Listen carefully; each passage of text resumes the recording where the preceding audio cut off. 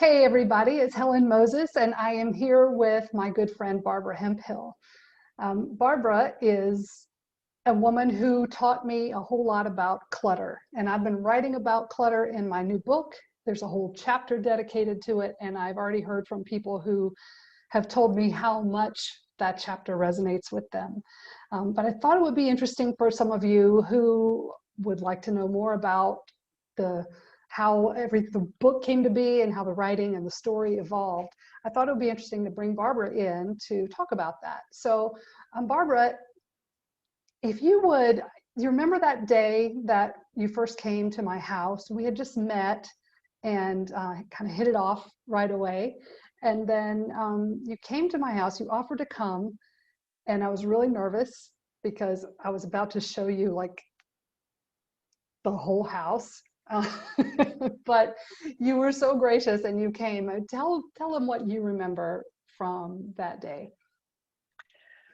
Well, what I most remember is sensing how nervous you were and wanting to just put my arms around you and say, Helen, this isn't who you are.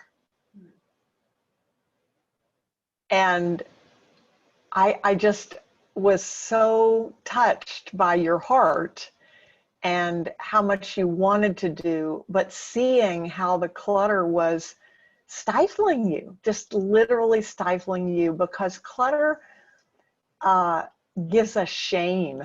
Yeah. And shame is an incredibly debilitating emotion.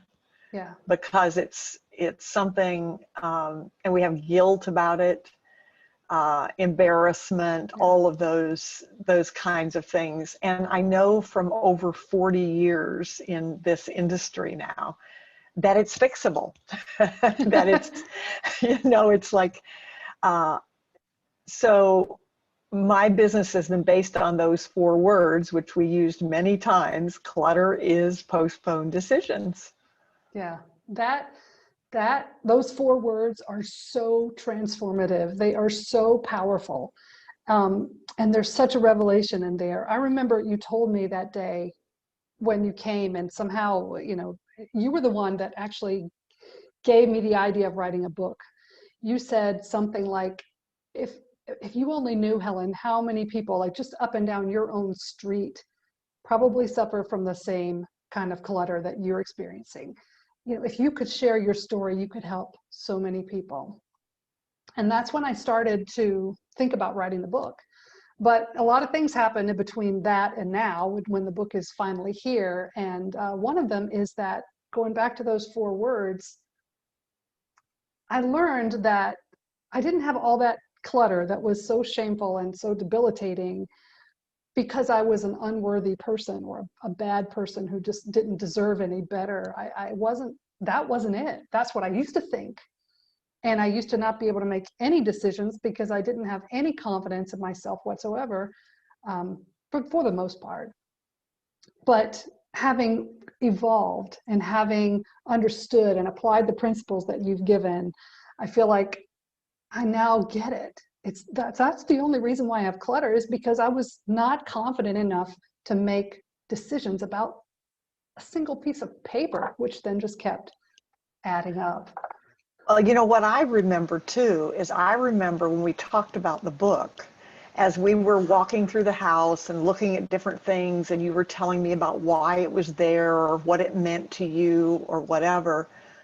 And I don't even remember the exact way it happened, but I remember when we first said that your clutter was covering up your voice. Yeah.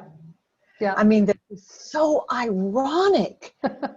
I mean, it was like, wow. I mean, as a professional, your profession was helping people share their message.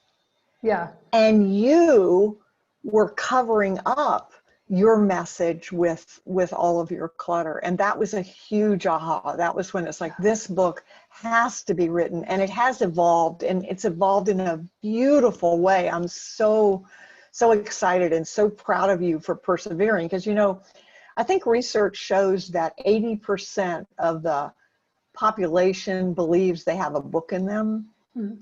And that I think the last statistic I saw was that 2% actually write it, maybe 3%, but only 2% get it published. And that's really sad, because there are many people who have a story in them, but you got one out. And to be transparent about it is such a blessing to other people, because let's face it, part of our society is everybody tries to look so perfect, to be so perfect, and think that they've got it all together. And then when we reveal ourselves, it's like, oh, you mean I'm not the only one? You mean I struggle with this? And, people think that this comes naturally to me, that organizing comes naturally to me. Doesn't. Never has come naturally, which is why I'm good at what I do, because I didn't look at the mess you saw as, oh, Helen, how could you do that? No. How you could do it. Because if I didn't have the systems that I put in place, I would have the same thing. And it's the same thing with what you teach. Everyone can uncover their voice. Everyone can improve the way but they have to be willing to be transparent. They have to be willing to learn. They have to be willing to hear, and then to move forward. And so it's so exciting. And I have to point out one thing. We talked about clutter is postponed decisions. One of the things that's interesting to me, which was pointed out by my business partner that I never thought about before, is that when people quote me, they usually add a word. They will say clutter is simply postponed decisions, or only postponed decisions, or merely postponed. Go on Google and search and you'll see just postponed decisions or something. Well, think about it. So you struggled with making decisions, right? So if someone said to you, clutter is just postponed decisions, well, then you feel even worse, because it's like, well, if it's just postponed decisions, how come I'm having so much trouble with it? So it really is, clutter is postponed decisions. Yeah. And that clutter comes in many forms too. It's not So just true. physical clutter and digital clutter. The clutter that you dealt with was the emotional and spiritual clutter. It's the emotional and spiritual clutter that creates the physical and the digital clutter. That's a symptom. And I've often said the reason I became an organizing consultant, not because I like to handle paper. I loved people. And the paper was the excuse to talk to the people, because those pieces of paper, those digital documents, whatever it is, they represent your hopes, your dreams, your fears, your intentions. And so when you talk to me about those things, then that's how I get to know your heart. Yeah, well, it's certainly been a wonderful journey with you, and I get to count you as a very good friend now, which is Absolutely. very dear to me. So thank you for this time. It's just a little glimpse. I hope people will read the book, especially chapter 3, which is all about clutter, telling clutter whose boss is the chapter title.